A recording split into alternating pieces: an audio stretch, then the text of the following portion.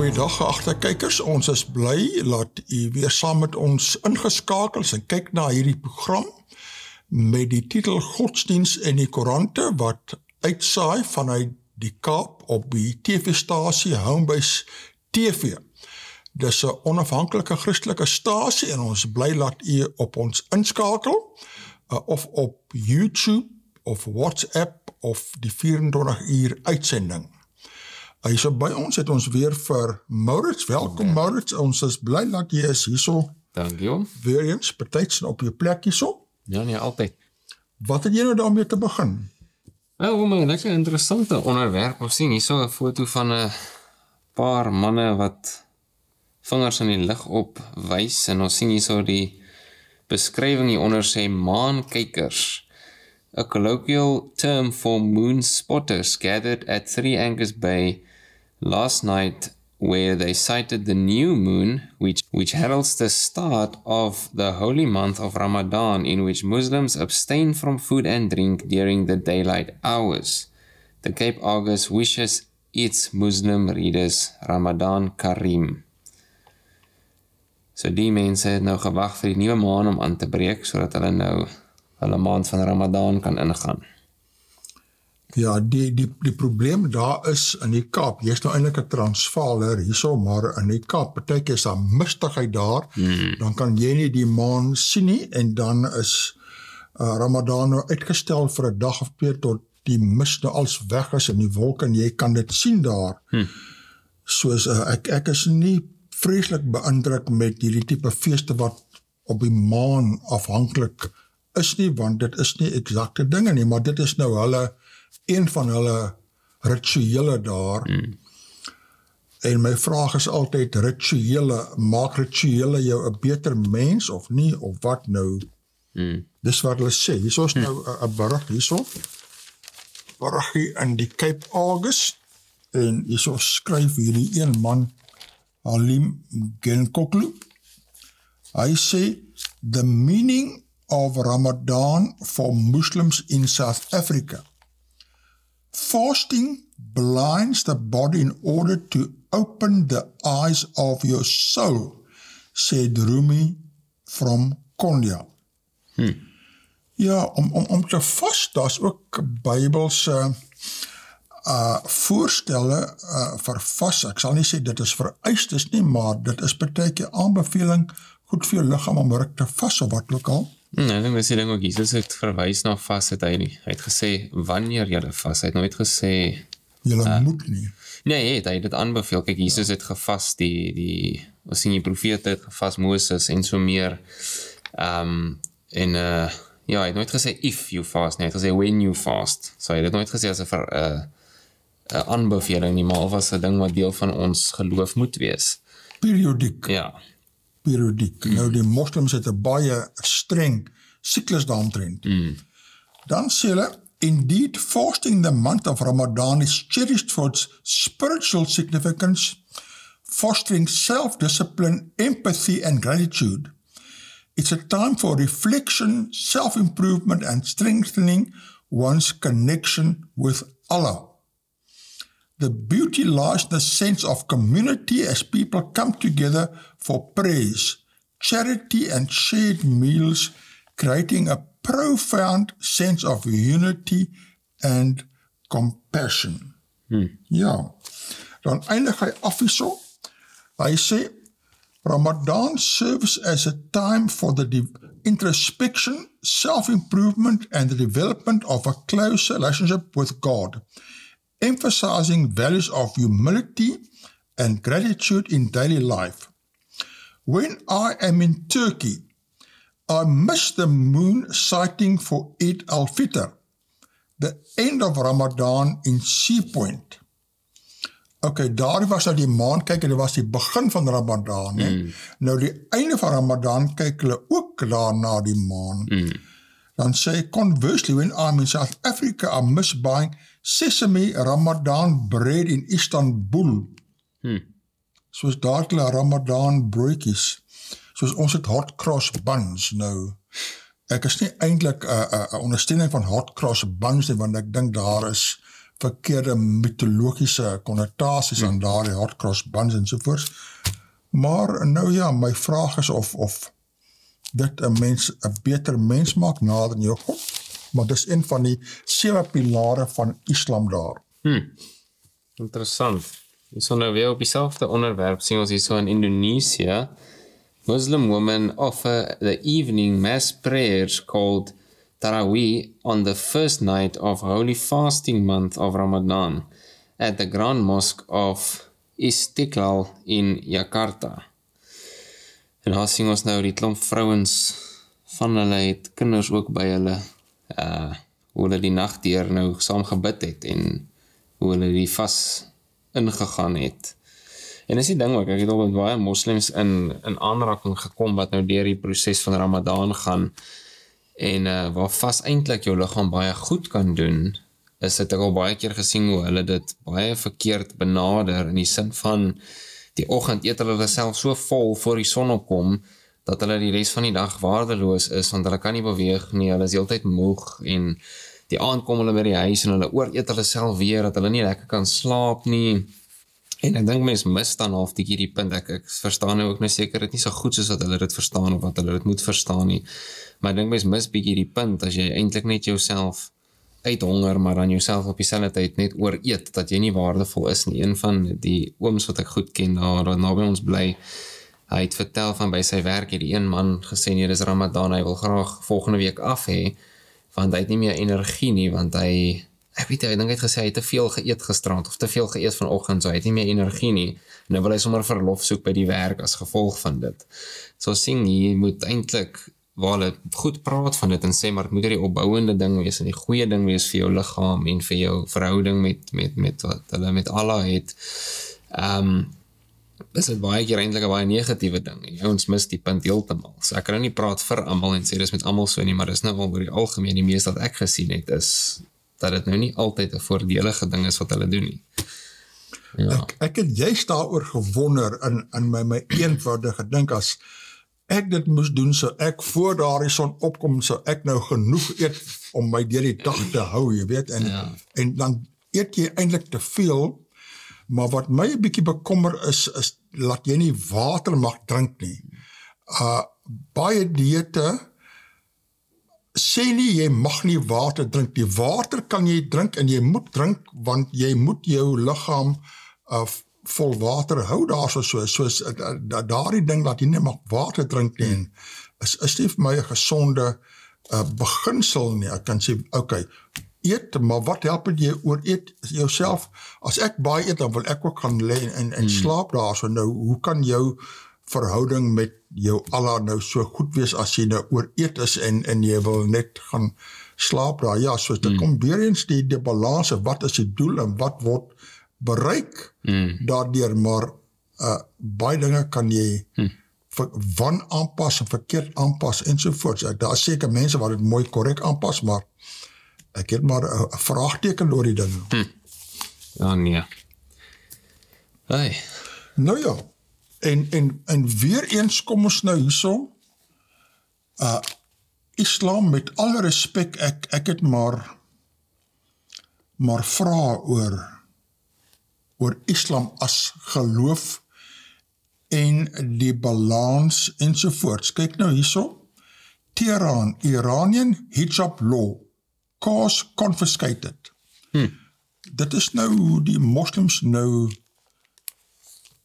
ek wil amper sê, hierdie hijab wars nou daar, die oorlog aangaande hijab, hoe hulle dit hanteer en al hulle hijab polisie. Kom ons lees dit, hulle sê, Iranian authorities are subjecting women to widespread surveillance to enforce the obligatory headscarf, even inside cars, and then imposing punishments including the confiscation of vehicles, Amnesty International said yesterday. Ek wil amper sê, dit klink vir my baie Christelik nie, maar natuurlik, Christus is nou nie 'n rolbel nie, maar dit klink vir my baie gebalanseerd nie, né? The Islamic Republic's leadership was in 2022 shaken by mass protests that saw women denounced the dress code, but has made clear it has no plan to abandon the obligatory hijab imposed after the 1979 Islamic Revolution. Dis nou waar die islam-ekstremiste nou beheer gevat het daar van Iran en die Shah uitgegooi het en almal daar onder godsdienstdwang, godsdienstwette daar afgetakel het. Verder sê die berig, Amnesty said in a report based on testimony from over 40 women inside Iran published ahead of the March 8 International Women's Day that women were being targeted with widespread surveillance in public spaces and mass police checks targeting women drivers. It said pictures captured by surveillance cameras or reports from agents using police app 𝗕𝗟 identify license plates of vehicles with female drivers or passengers deemed to have violated the rule. The woman then received text messages ordering them to report to the police and hand over the vehicle as punishment. The cars can then be released once arbitrary fees are transferred and written pledges obtained to observe compulsory veiling. Access to transport, airports and banking services is denied and made conditional upon women wearing a headscarf, Amnesty said. Sjoe. Nou is daar balans hier of nie? Nou die punt, ek het al met van hierdie moslimmense gepraat en hulle sê eintlik in die Koran is daar geen verbod of geen verpligte headscarf wat jy moet dra nie. Daar is nie soos in die Koran nie, dit is nou deel van die oorlewering. En nou gaan van hierdie ekstremistiese islamitiese mans oorboord en dit word eintlik daar uitbuiting van vroue waar hulle nou permanent onder die kamera is en as hulle nou ietsie verkeerd sien of dink, hulle is ietsie verkeerd, daar is party van hierdie dinge ook in aanhalingstekens, nie, arbitrary fees, hulle kan jou daar so voor jou vra wat hulle wil daarvan, wat hulle dink, soos ek weet nie, dit klink my baie verdag en nie baie gebalanceerd nie. Ja. Nou, hier sit ek van iemand op 'n soortgelyke onderwerp, is ook nou rakende kleredrag, maar die titel hierso is Fashion Fighters. It says, a woman in Pakistan was rescued from an angry mob of men who threatened to harm her because they did not like her dress, the BBC reports. The unnamed woman was on a shopping trip with her husband. According to the report, the mob was offended by her colorful dress printed with an Arabic word that they assumed was text from the Quran and considered her attire to be blasphemous. Superintendent Saida Sherbanu said about 300 people were crowded around the woman when the police arrived. They could be heard making threats to behead her. Ja, nogals rof. To remove the woman from the area, Sherbanu had to calm the people down and then rush the woman through the mob to the police vehicle. Some people then began hitting the car. When the woman finally arrived at the police station, Islamic scholars were summoned to analyze the dress. They confirmed the Arabic words were not from the Quran and that the word halwa meant beautiful. The print reports that Sherbanu has been nominated for Pakistan's highest gallantry award, the Quad-e-Azam Police Medal by the Punjab Police. So die mense het net aangeneem, daar's woorde van die Koran op die rok en toe wou hulle sommer onthoof as gevolg van dit. Omdat die rok 'n bietjie helder kleurig was. Ja. En toe is er nog 'n paar woorde opgedruk wat ek self nie geweet het nie. Nou waar is die balans daar? Waar is die regsinnigheid daar? Dit is daar's fout daar. Ek dink so weer die ding waar Christene weer heeltemal ander kant kom. Is Christene sien kleredrag weer baie keer as 'n metode van evangelisasie. Hulle sal 'n klere dra met 'n Bybelvers of so ietsie op. En ons kyk nie gewoonlik neer op so ietsie nie. Mense is eintlik verbaas as mense so ietsie sien, want is nou nie natuurlik in ons samelewing deesdae dat mense rondloop met sulke goed nie. Die lewe is so sekulêr en humanisties geword, dat mense baie min sulke goed eintlik sien. Maar hierso, omdat die vrou dit nou gekombineer het met 'n kleurvolle rokkie, nou is dit amper, nou is dit godslasterig teenoor hulle. Dit word eintlik die teenoorgestelde te wees daarso, en as mense Christelike boodskapies op hulle t-shirt of rok of iets draai, weet jy is nie negatief nie, jy dink hierdie persoon het nou 'n bietjie jy weet, hulle het 'n bietjie waagmoed om nou standpunt in te neem. Ek sê nie almal moet dit doen nie, maar dit word nie negatief gesien nie, maar daar is dit, word dit gesien as godslasterlikte, wyl dit glad nie en baie keer hoegenaamd so is nie, en mense so amper sê hulle behoort, miskien gepaste woorde van die Koran op hulle kleerdrag of ergens te dra, dat dit nie inherent 'n probleem sou wees nie. Maar nou ja. Hey. Maar kyk nou hierdie en die laat ek sê, ek bevraagteken party godsdienste regtig, en ek het medelee met party ateïste as hulle valse godsdienste raak sien. Kyk hierso, hier sê dit, knotty problem for ex-leader. Pakistan's former Prime Minister Imran Khan. Hy was 'n baie bekende cricketspeler, nee?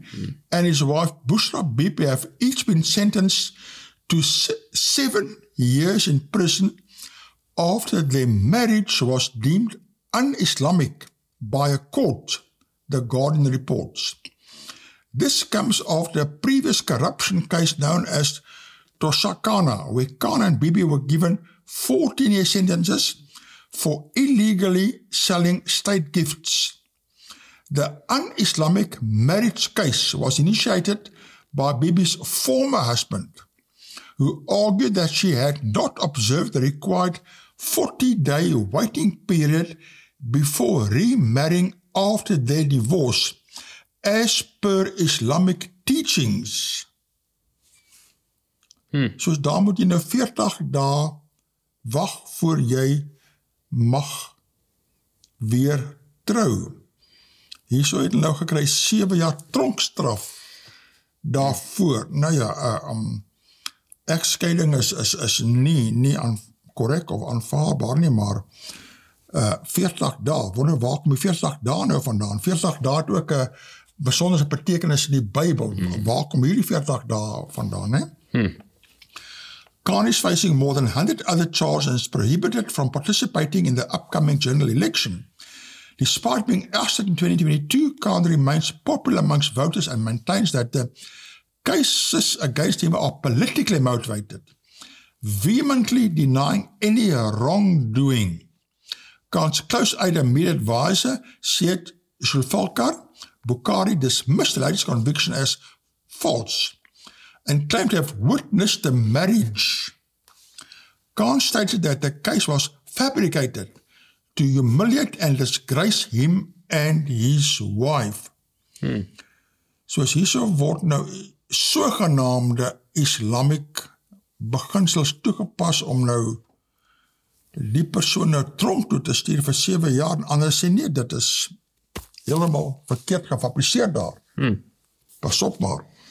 Ja, wees nie so, hulle was baie hastig geweest. Ek meen, as hulle binne 40 dae van die egskeiding al klaar weer in 'n nuwe huwelik in is, dis nogals 'n vinnige, ek weet nie of 'n rouproses eers was vir hierdie huwelik wat skeef geloop het, en of die huwelik eintlik maar net al lankal skeef geloop het, en hulle het maar net gewag vir die formaliteite om goedgekeur te word nie. Maar ek meen, 40 dae is nog steeds 'n baie kort tydperk om te beweeg van 'n ou huwelik na 'n nuwe huwelik toe. So ek weet nou nie, dalk is dit nou meer aanvaarbaar in die nuwe samelewing, maar ek het nie so groot geword nie. Ja, ek het ook nie so groot geword nie, maar hulle eindig af met die laaste en sê, but he witnessed the marriage, soos lyk asof daardie 'n vraagteken is oor daardie 40 dae, maar moslems kan mos 4 vrouens vat. Ek en jy mag nie, landswette ensovoorts, maar hulle val mos onder aparte wette, en jy kan net so sê, ek skei jou, en daar is jou vrou daarmee heen, soos as geen beskerming volgens die moslim huwelikswette, en dit alreeds is nog 'n groot fout daar, waar die staat gee baie meer beskerming, en ons het al gepraat op hierdie program oor, en daar's nou, hulle probeer die wette verander om meer beskerming te gee vir die moslim vrouens, maar jy kan net so sê, Kobai, jy is geskei en is klaar daar, soos daar's meer wat daar agter is. Ek dink 'n groot probleem is waar hulle wette bietjie bots met die landswette. Ek ken iemand persoonlik goed wat van Christendom oorgegaan het na Islam toe, en die het toe getrou met 'n vrou, 'n jong meisie, en hulle is al 'n sekere jaar plus getroud, maar hulle is nog steeds glad nie by binnelandse sake geregistreer dat hulle in 'n huwelik is nie. Maar volgens die islamiese wette is hulle deur die seremonie en hulle is getroud. Maar ek meen, as hulle nou moet die dag, as hy al wegjaag, dan die land gaan niks vir haar kan doen nie, want hy is nie geregistreer as sy vrou by binnelandse sake nie. So ek dink dis wat ook nou aanraak is. Hulle het hulle eie wette, maar hulle neem nie werklik die groot prentjie in ag van. En dis maar ek dink is wat ons nou al baie kon 'n konklusie trek uit alles wat ons gelees het, is dat die vrou se rol eintlik ook baie onder druk is. So daar's ook nie voorsorgmaatreëls getref vir die vrou in die opsig byvoorbeeld as sy weggejaag word nie. Die land kan nog nie help nie, want sy het nie volgens hulle reëls eintlik getrou nie. En so voort. En daar het die Ou Testament nogal redelike reëls as die man doodgaan of wat ook al hy. En egskeiding was nie eintlik aanvaarbaar nie, behalwe weens die hardheid van hulle harte met tye daar, soos dis 'n baie meer beskermde godsdienst aan die staat, Christelike state beskerm dit ook met wette. Ja, interessant. Ja. Om nou te gaan na 'n heel ander onderwerp, bietjie meer Christelik.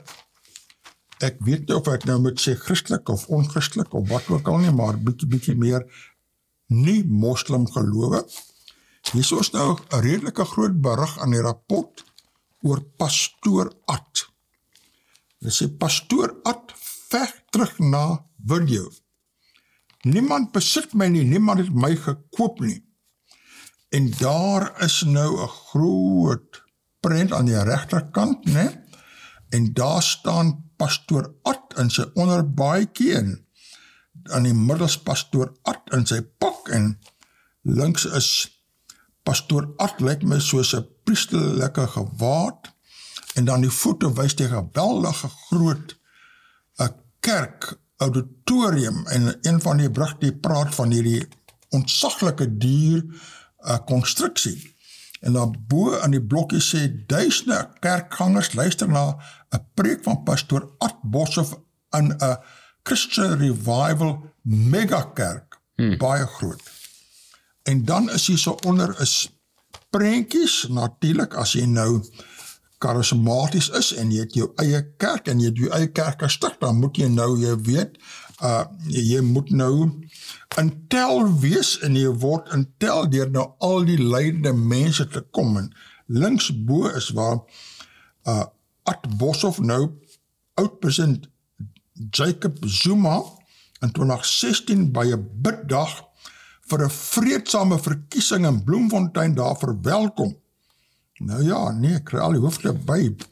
Dan regs daar, Boshoff bid vir Julius Malema by 'n kerkdiens in Junie 2016. Ja, nee, Julius Malema het nou maar 'n klompie negatiewe aanmerkings opmerksmaak aan gaan 'n kerke, maar nou ja, bring al die mense, senior mense in, maar kontak. Onder Boshoff groet oud-president Thabo Mbeki en president Cyril Ramaphosa by begrafnisdiens in 2018 by sy kerk in Pretoria.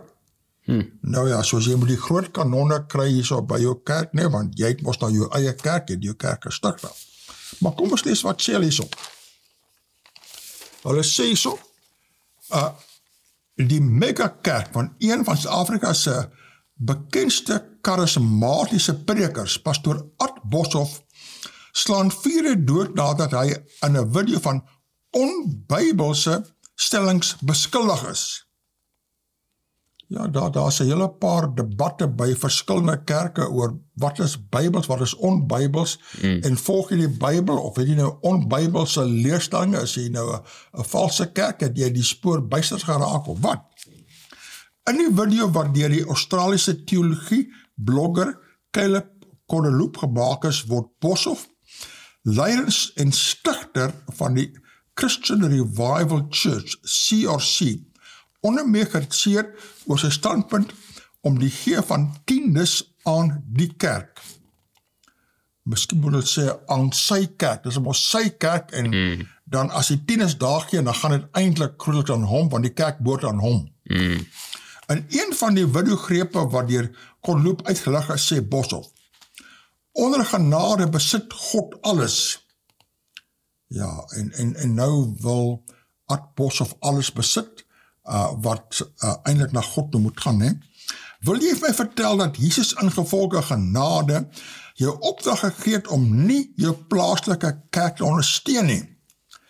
Ja, ondersteun jy die kerk of ondersteun jy die charismatiese prediker waarheen gaan die geld? Ek verklaar dat diegene in groot misleiding verval het wat voorgee dat hulle onder genade is en nooit 'n sent vir die kerk gee nie. Ok, nou wie is onder groot misleiding? Onder genade? Of as jy nie geld gee nie, dan is jy onder misleiding. Hy wys daarop dat mense in die Nuwe Testament selfs meer as 'n tiende gegee het en dat hulle hul grond en hulle huise verkoop het en die opbrengs by die apostels, die plaaslike kerk, sy voete neergelê het. Ja, dit is korrek, maar wat het die apostels met al die kerk, al die geld gedoen? Het hulle multimiljonairs geraak, of wat? Dit is die Bybelse patroon van gee. Mense het hul geld gebring om die koninkryk van God uit te brei. Sê het Boshoff gesê, korrek, ja, maar het het koninkryk van God uitgebrei toe. Boshoff het daarop gewys dat hy as 'n bekeerde Christen God eer met sy tiende. Ja, is baie mooi, maar wat maak hy met die ander mense se tiendes wat na hom toe kom? Ek gee tiendes van alles wat ek ontvang. Pragtig. As iemand vir my 'n geskenk gee, bereken ek die waarde en gee ek 'n tiende daarvan aan die kerk. Boshoff berisp onder meer in sy preek diegene wat sê die kerk wil net hul geld vat. Ons het hier sonder hele bietjie geld gekom, het hy gesê.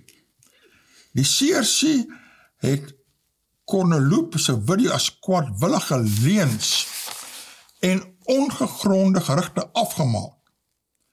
Ons veroordeel onomwonde die pogings om ons reputasie te skend en onenigheid binne ons gemeente te saai. Nou ja, en dan gaan hy daaraan en praat verder en hy Boshoff ontken dan, hy sê daar ontken hy dat hy welvaartteologie verkondig. Regtig? Hy praat baie welvaart en sê dat hy nie deur God geroep is om sy kerk as 'n onderneming te bedryf nie. Ek is deur God geroep om die evangelie van Jesus Christus te verkondig. Ek wil nie jou geld hê nie. Ek wil jy moet Christus volg. Maar waar kom hy dan nou aan al sy klomp geld? Dan verder aan sê hy so, kyk maar na hulle uitspattigheid van hulle kerkgebouwe. Hulle besit massiewe gebouwe, daar is massiewe TV-skerms agter die pastoor en allerhande onnodighede op hulle kerkperseel, het hy gesê. Die CC kerkgebou in Volwys is 'n artikel deur Engineering News as 'n argitektoniese en strukturele merkwaardigheid beskryf met auditorium met 4500 sitplekke. Pastoor Fanny van der Walt van CRC in Bloemfontein het ook teruggestaan op 'n video op sy Facebookblad te plaas waarin hy benadruk dat die Bybel waarsku dat enigiemand wat teen God se gesalfde praat in 'n skynbare verwys na Boshoff almal eindig in 'n plek van egskeiding. Ja, dan sê die laaste sinnetjie. Die Bybel sê elkeen wat hierdie medemense, die gesalfdes aanstoot gee, moet eerder 'n meelsteen jou nek sit en in die see inspring. Ek is nie seker of dit. Ek dink het gesê die kinders. Was die kinders gewees? As jy die kinders skade aandoen, nie as jy die gesalfdes of die valse profete reg sê nie. Nou ja, soos hierso is dit omdat hy oor tiendes praat, maar ons wil 'n bietjie meer oor tiendes praat. Ja, dit is 'n interessante video. Ek dink ek het 'n stukkie gesien en ek dink dit is die selfde een gewees waar hy toe in die kerk vir mense gevra het, wie van julle dink ons moet tiende betaal, en toe steek 'n klein groep hulle hand op, en toe die meerderheid gesê, nee, of toe vra hy weer die vraag, wie van julle dink ons is onder genade, daarom hoef ons nie meer tiende betaal, en toe die meerderheid hulle hand opgesteek, en toe het hy van dit af nou hierdie ding begin dryf, en sê, ja, eintlik in die Nuwe Testament moet jy meer gee, jy moet jou huis en al jou land verkoop, en jy moet dit alles vir die kerk gee, dit was nou sy benadering gewees, maar ek dink dis nou baie slegte eksegese, as mens nou wil gaan en sê, dis wat met die apostels gebeur het, want as ons kyk wat daar gebeur het, dit was, sodat almal kon genoeg gehad het, hulle het vir almal gesorg, die armes, die rykers, almal het saam geleef, en hulle het saam kerk gehou, en hulle het vir almal gesorg, hulle het nie een ou gehad, Petrus, ek was sê nou maar Petrus is die hoofman, wat homself vreeslik ryk gemaak het. En massiewe gebouwe gebouw het, en massiewe tempels gebouw het nie. En die almal moes hard werk, sodat Petrus net al hoe ryker word en groter goed kon bou nie. Dis glad nie die model nie, so mens kan nie die model vergelyk van die kerk met die model van die apostoliese kerk nie, want is glad nie dieselfde ding nie. So ja, en om dan 'n uitlating te maak en te sê, maar eintlik moet jy alles verkoop en dit vir die kerk bring, is ook nou nie regverdig nie. Veral nie as jou model nie op die Bybelse model gebou is nie, dis die probleem. Ja, baie interessant. Maar ja, ek het ook vir ons 'n berig wat nou weer oor CRC kerk gaan, nie so seer op tiende nie, maar op 'n ander geval wat iets wat plaasgevind het, en het sê, so bereid op oorlogspad oor ongeldige troue.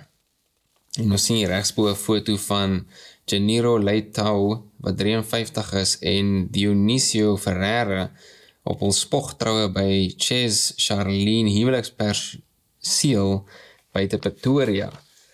Nou dis 'n lang berig, maar ek wil ons 'n paar dele hier uit. Dit sê so, 'n skoonheidskundige van Pretoria wat R200,000 betaal het vir haar spogtroue, is op die oorlogspad nadat sy ontdek het die huweliksbevestiging was ongeldig.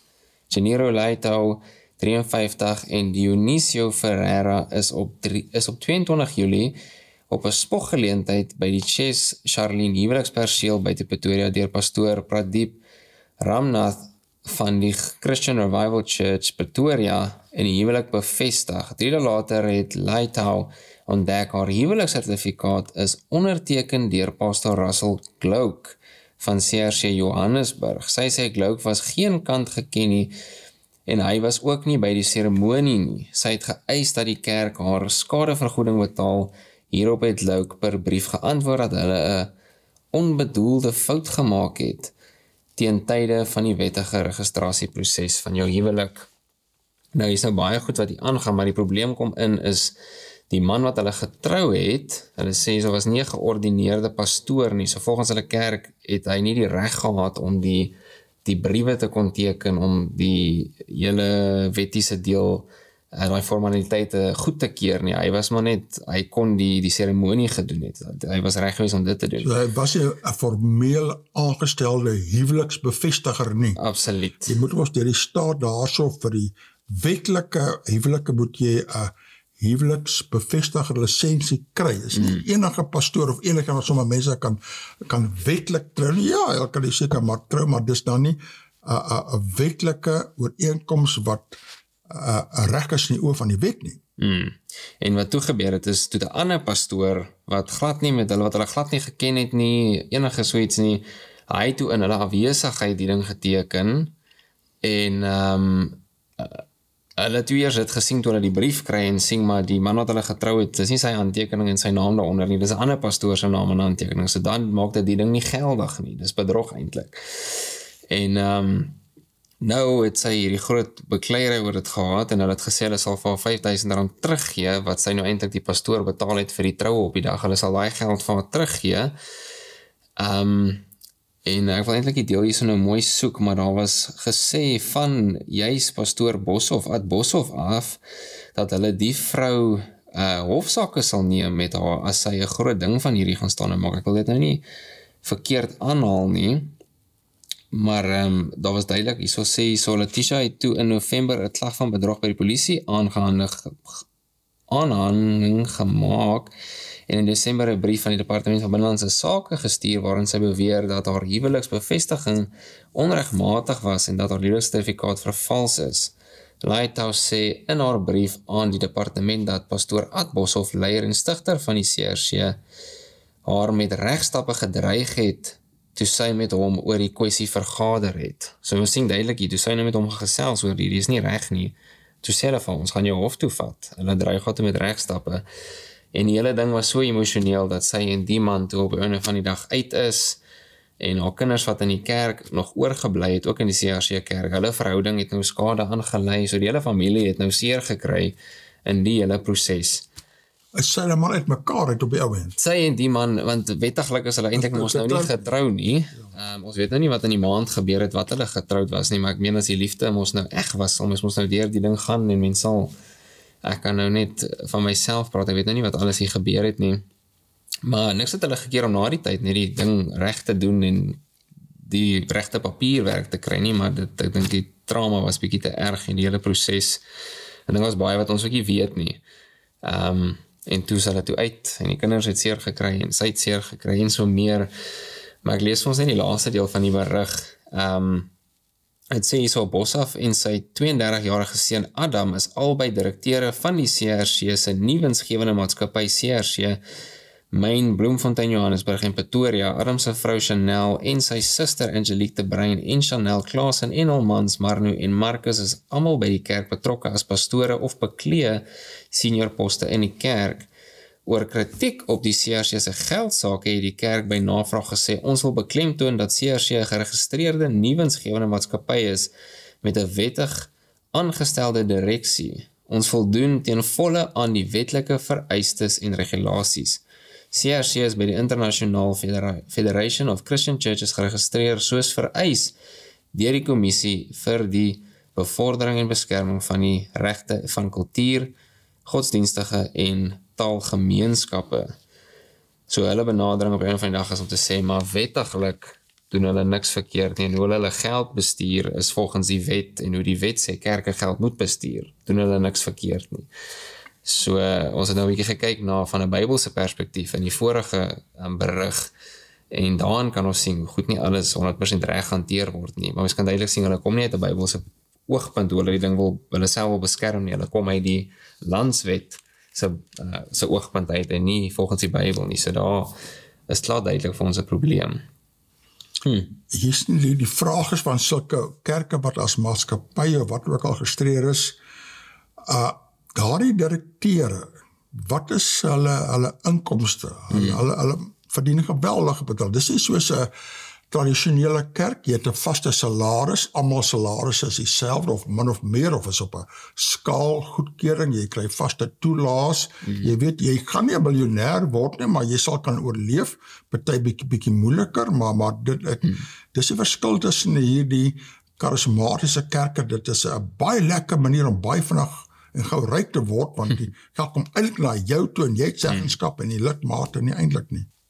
Ja, om nou te kom na 'n volgende berig wat hierby aansluit, hierso is nou een van die lidmate van so 'n charismatiese kerk, en sy het nou ontdek dat dis eintlik valse profete en is 'n valse kerk, nou sy sommer 'n boek gaan skryf oor al die dinge. Nou is die opskrif daar, False Prophets, Stymied by White Churches Racism. Nou, 'n mens moet ook pas op vir daardie opskrif en kyk, maar haar boek se naam is, en daar's 'n prentjie van die boek, Power and Faith, How Evangelical Churches are Quietly Shaping Our Democracy, as ek reg uitmaak daar van haar prentjie af, né? Nou sê sy, if you ever thought the victims of the illiterate folk who did not know any better, you have another thing coming. The writer of the book Power and Faith, Poncho Pilani, is a worldly journalist with access to information at the click of a computer key. She's a Wits University graduate, yet she still fell for the abracadabra of the charismatic churches, whose currency is the vulnerability of its followers. Ja, abracadabra, wat hulle praat baie keer, ne? And the currency is the vulnerability of its followers. The book, Power and Faith, How Evangelical Churches are Quietly Shaping Our Democracy, backs into enough in 281 pages to infuriate the reader. Tragies, kerke moenie daardie veroorsaak nie. Granted, she did not eat grass or have insecticide sprayed in the face, but she will have you wondering when you read the book if access to information doesn't allow one to be more discerning and make better decisions. Take the thorny issue of tithing, for example. She's at wits when she's expected and demurs or agrees to contribute 10% of my gross monthly student allowance to the church.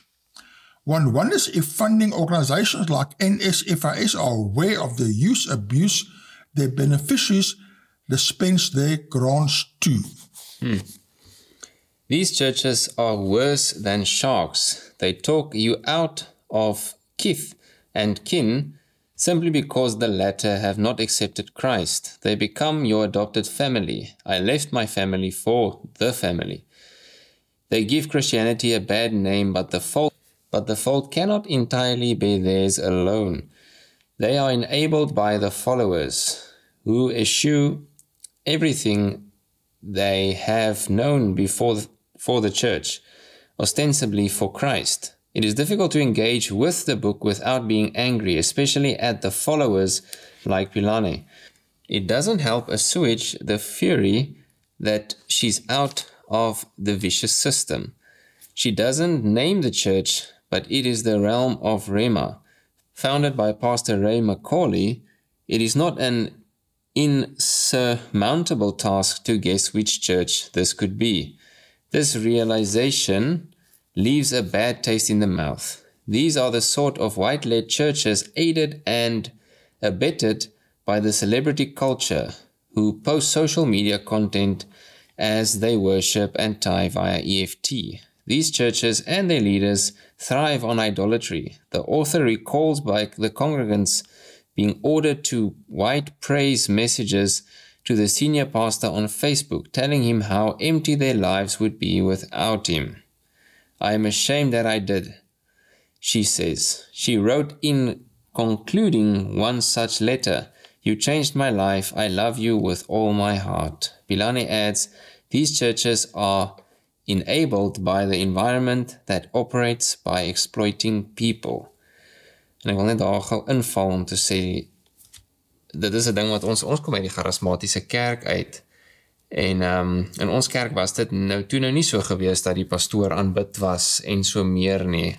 Daar was 'n bietjie meer Christus gesentreerde benadering, maar ek het dit al gesien in baie kerke wat om ons was in Potchefstroom toe ek nog daar was, hoe die juis pastoor Ad Boshoff, hoe mense wat in CRC kerk en so was, baie groter konnotasie met hom gehad het as wat hulle byvoorbeeld met Christus gehad het. En dan sit mens die pot mis, want jy is besig om jou oë op 'n mens te hou, waar die Bybel ons leer ons met ons oë op Christus hou. Want as ons kyk na mense, die Bybel leer ons dat as ons op mense vertrou, gaan ons teleurgestel word. Maar ons nie teleurgestel word nie, as ons op God vertrou. So ons is die hele tyd besig om, die samelewing en kerk is besig om die mens op te hef en die pastoor op te hef in aanbidding, en dit lyk vir ons Christelik. Dit lyk vir die kerke Christelik, die mense in die kerk, want dit lyk asof hulle nou gelukkig is en daar's goeie seëning wat oor hulle pad kom en so meer, so dit wat hulle doen moet ons nou reg wees. Maar in die proses is hulle besig om 'n mens te aanbid en in die naam van Christendom, en dit is die pot heeltemal mis, dit is onbybels en dit is ver van die waarheid af. En ek meen, ons kyk, as ons nou byvoorbeeld die voorbeeld van Paulus vat, hy self het gesê dat hy nie baie mense gedoop het nie, sodat mense nie kan sê, ek is gedoop deur Paulus, of in die naam van Paulus, of so tipe iets. En ons sien juist in die Bybel, hoe die kerkleier 'n nederige posisie ingeneem het. Christus het 'n nederige posisie. Diensbaarheid. Hy het nooit 'n verhoogde posisie gehad en gesê, aanbid my, gee al julle geld vir my, en dis nie 'n Christelike benadering tot leierskap nie. En dis nou die probleem met die vrou, wat sy het is, maar het is omdat sy nou uit hierdie ry, pastoor Ry se kerk uitkom, is sy het dit nou 'n baie groot aanval op die wit mense ook gemaak, die wit kerkleiers. So dis 'n baie persoonlike ding en mens kan hierdie berig ook so ver sien, ons 'n baie sterk, eensydige siening, waar dit baie teen die goed van die kerk is, so dis 'n baie sterk siening. Maar dis goed om dit te lees en dit te verstaan. Maar dit is interessant, die pad wat baie Christene loop, jy was mos eers in die gereformeerde kerke gewees daar, en baie van die mense gaan karismatiese kerke toe, en party word vasgevang, en party se oë gaan daarom oop. Wat hier aangaan is baie gevoel, en op die leierskap, en groot sale, en jy voel so lekker daar, maar is dit die waarheid? Is dit op die Bybel baseer? Preek hulle dogma, preek hulle wat Christus sê, wat hy glo, of wat, is dit 'n lekker gevoel, preek hulle bekering, of wat, of hoe? Nou ja, nee, soos dit is geldige punte wat hy so maak, dan sluit sy af hierso, sy sê so, it is one thing of wonder that I was able to restrain myself and not hurl this book in annoyance against the wall. Dis is nie die een wat die boek nou lees. Maybe you, dear reader, will engage soberly with its content. Maar dit laat 'n mens dink daar. Maar om nou by hierdie brug aan te pas, is hierso nou net 'n verwysing na die een, en sy maak daar baie teen van die white churches, maar daar's nog net soveel van die black churches en black prophets. Hier is nou 'n bruggie toevallig dan. Hy kom baie op.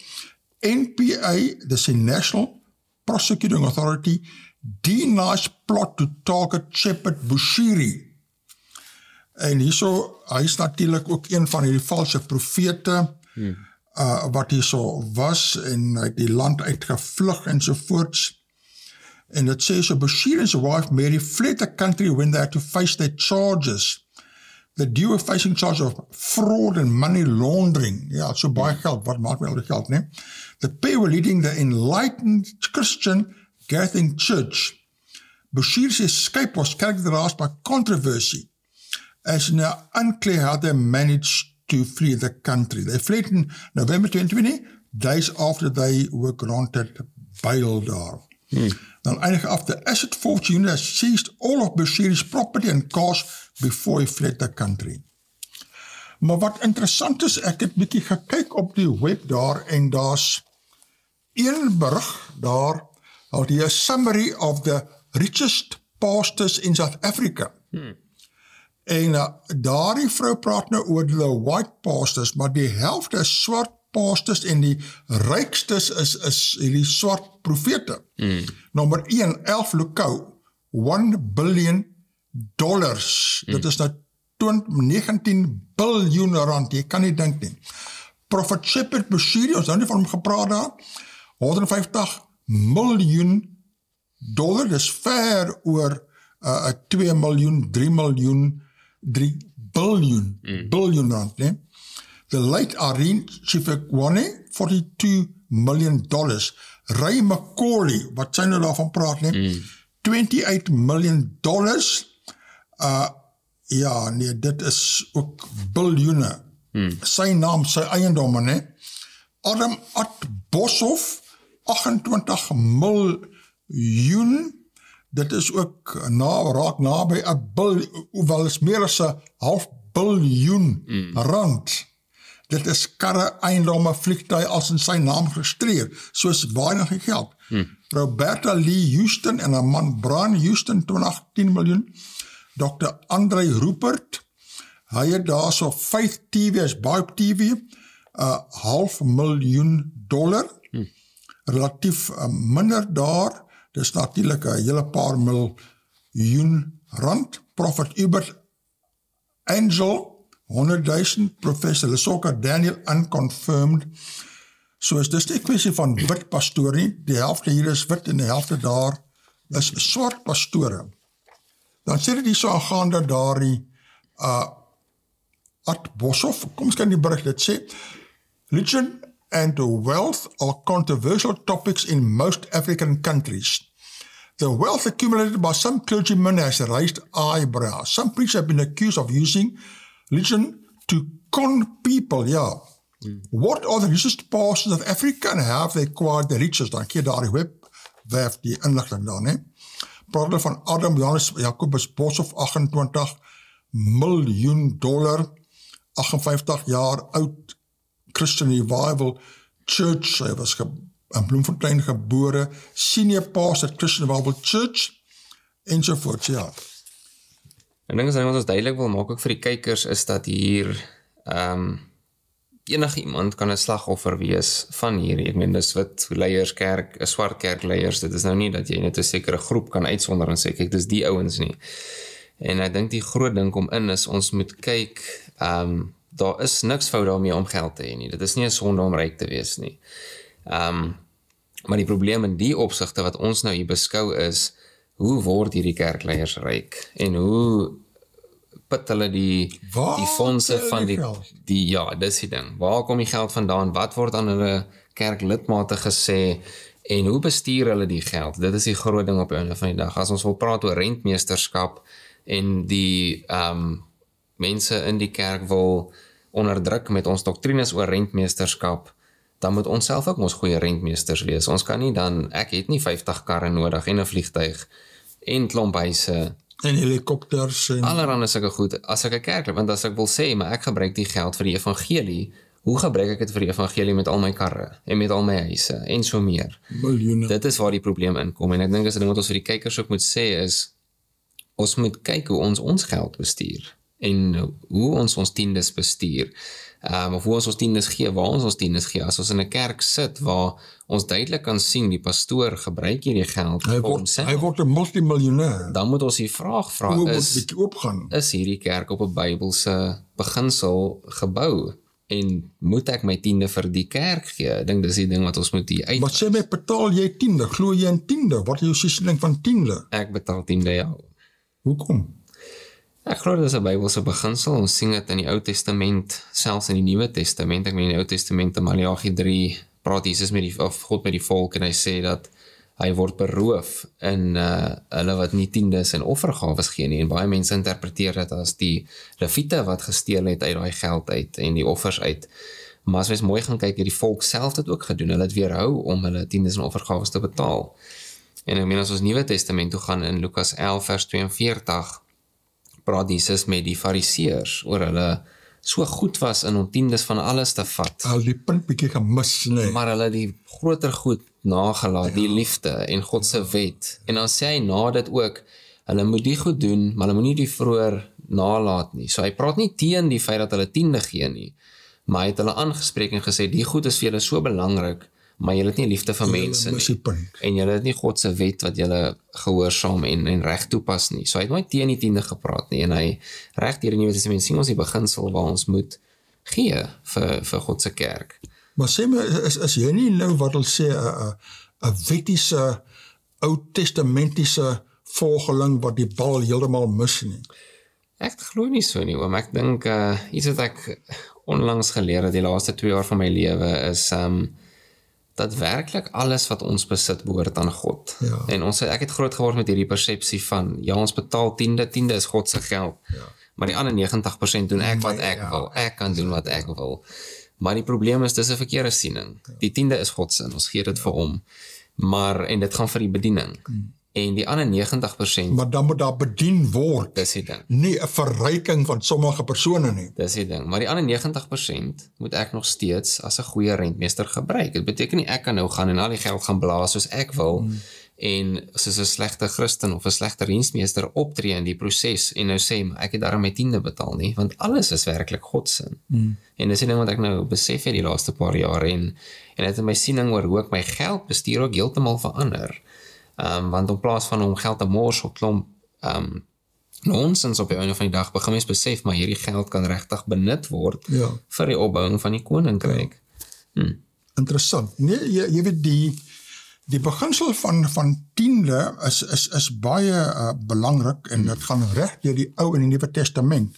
En soos jy so uitwys, dit is dieper, laat ons is eintlik, in Engels gebruik hulle die woord stewardship, Afrikaans, ons is eintlik rentmeesters van die geld wat ons daar het. En ons bates eintlik, alles wat ons het. Ons bates, ja. Nou, baie interessant, ek wil vir kykers hierdie boekie wys hierso, sy naam is Stewardship Roots.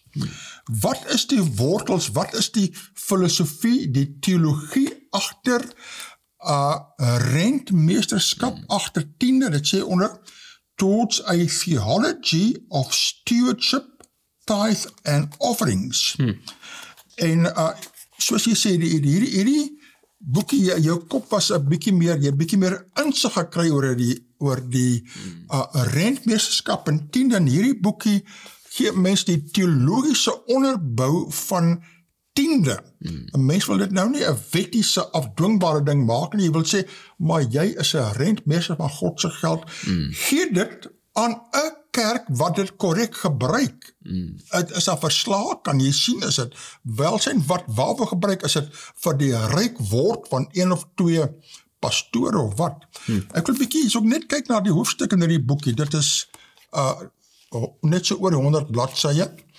Dit sê so, God, aspects of hoofstuk 1, towards a theology of stewardship. Wat is die teologie agter rentmeesterskap, die siening? Aspects of the nature of God. God is the creator, God is love. Aspects of human nature. Humans are creatures. Humans are made in God's image. Humans and dominion over the world. Ons is dominion gegee over the world. The fall and sin. Human freedom. Sin as rebellion claiming ownership. Sin as selfishness and enslavement. Salvation and stewardship. Christ, image of God and steward. Restoring the stewards, restoration of the image of God. Stewardship of creation and apocalypticism. Hoofstuk 2, stewardship and the theology of tithe. Wat is die teologie agter die tiende beginsel? Tithing in the Old Testament. Genesis 14, Abraham's tithe. Tithe is based on income. The recipient of tithe. Nee, wie kry dit? Wat wil nou mee? The theological basis for tithing. Genesis 28, Jacob's tithe. Jacob's commitment to God. God's concern for Jacob. Jacob makes a vow. Jacob worshipped. Tithing legislation. Leviticus 27, Numbers 18, Deuteronomy. Dan gaan jy aan hierso. Other Old Testament passages. Chronicles, Amos, Nehemiah, Malachi. Tithing in the New Testament. Dan hoofstuk 3. Stewardship and the theology of offerings. Offerings in the Old Testament. Sacrificial, expiatory offerings. Sacrifices as offerings. Burnt offerings. Peace offerings. Other offerings. Special offerings. Offerings in the New Testament. Jesus and offerings. Offerings and worship. Offerings and interpersonal relationships. Offerings and commitment to the Lord. Offerings and true benevolence. Offerings and Christian ministry. Paul and offerings. Paul's reluctance to accept offerings. Kyk daar, jy daarna verwys. Ja, his reluctance to accept offerings. Hy het als gevat voor die voet en homself verryk nie. Paul as the recipient of offerings. Wat het hy gedoen? Wat is die voorbeeld? Paul and the collective. A special offering. Motivation for giving. Planned giving. Attitude towards giving. Purpose of the collection. Offerings in acts. Offerings for the poor. Special offerings. Ja. Soos kykers, hierdie boekie kan jy so bestel, dit is R50 elk, dit is minimaal, maar dit gee jy insig, ons as Christene moet gee.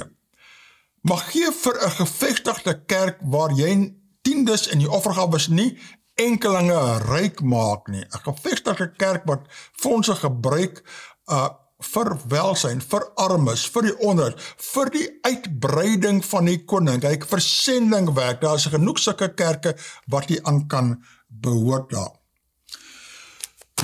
Jong, ou vriend, jy weet, is ons nog heel wat hierso wat ons wou gaan. Ek wou vandag nogal met graagte wou ek weer 'n bietjie kyk na wat hierso aan die NG Kerk aangaan.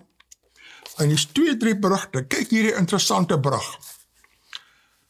Doeleerders kan die broeders nie maar net bliksem met liefde nie. 'n Teoloog en 'n predikant weeklaag oor die doeleerdery en die massa uittog van predikante en gemeentes uit die NG Kerk.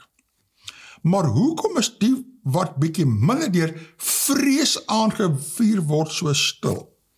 Deur Dominee Rudy Swanepoel. Nou dis interessant die verskillende sieninge wat hulle gee daar, en elkeen het sy eie siening daar. En dat so pas uitgekom, nou net gister, hierso van die Koerante synode, sirkulêre daar van Dr. Anton Coetzee, voorsitter, kommunikasie aangemeentes deur Koerante dagbestuur. Ek wou hierdie deurgelees het alles, ek dink ons sal moet los tot volgende keer, om het deur te lees, want dit is baie insiggewend, en interessant, die kwessie van tiende en offergawes is glad nie issue, soos hulle sê, of 'n kwessie met die doeleerders nie. Jy gee jou bydraes vir die kerk daar. Dit gaan oor ander leerstellige sake. Ja, en dan is daar 'n video wat ek wou gespeel het. Opinies in die NG Kerk gemaak daar deur my goeie ou vriend, Dr. Ferdi Mulder, hy is daar geskors toe hy daar teologie student was by Pretoria Universiteit daar. Hy maak nou baie goeie video's en al die dinge uitlig daar, maar ons los hierdie tot volgende keer. Geagte kykers, ons tydjie raak klaar. Kyk volgende keer, dan kyk ons nou weer na hierdie interessante verwikkelinge in die NG Kerk. Dit is 'n aanhoudende ding daar, né? Maar ek is bly ons kon vandag bietjie praat oor valse kerke, korrekte kerke en die belangrike kwessie van tiendes, bydraes, ondersteuning aan 'n kerk en waar dit nie gaan om multimiljonêers en biljonêers te maak van enkelinge nie. Ek gaan na 'n korrekte kerk en nie na hierdie valse kerke, met alle respek, met valse predikers en valse leerstellinge nie. Daarmee, geagte kykers, ons sien die volgende week weer. Alle sterkte. Kykers, baie dankie dat julle ingeskakel het. Ons sien uit vir volgende week waar ons nuwe onderwerpe gaan bespreek en ons sien uit om julle daar te sien. Baie dankie.